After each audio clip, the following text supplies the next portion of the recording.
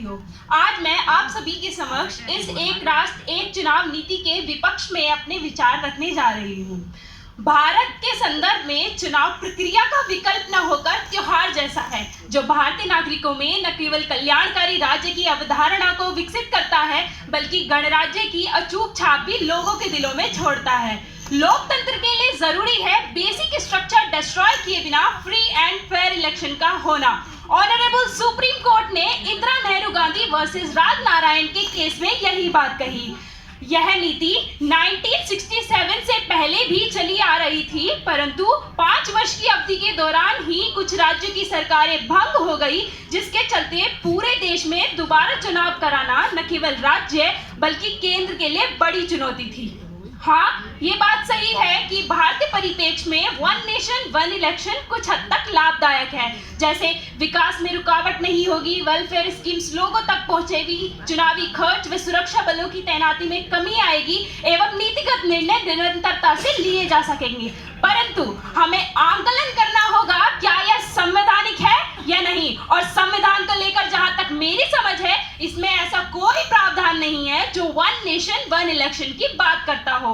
यह नीति article 172 close 1 and article 83 close 2 के फेडरल स्ट्रक्चर के खिलाफ है, जहां सेंटर और स्टेट की अपनी अलग अलग पावर्स है।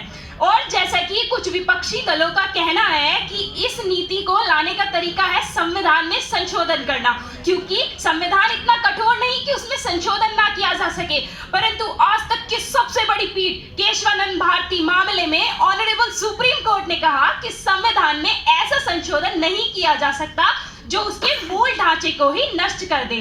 भारत की सांस्कृतिक विविधता को दर्शाती ये पंक्तियां, कोस कोस पर पानी बदले 4 कोस पर वाणी, अर्थात भारत विभिन्नताओं में एकता का देश है, जहां न केवल धर्म और भाषा बल्कि जलवायु के आधार पर भी पग पग पर विभिन्नताएं पाई जाती हैं। साथ ही भारत जनसंख्या के मामले में भी विश्व का सबसे बड़ा देश है। तो भारत जहां इतनी डाइवर्सिटी है, रीजनल लेवल पर अलग अलग समस्याएं हैं, वहां एक जैसी स्कीम को लागू करने का अर्थ है इक्वल जस्टिस के सिद्धांत को अनदेखा करना।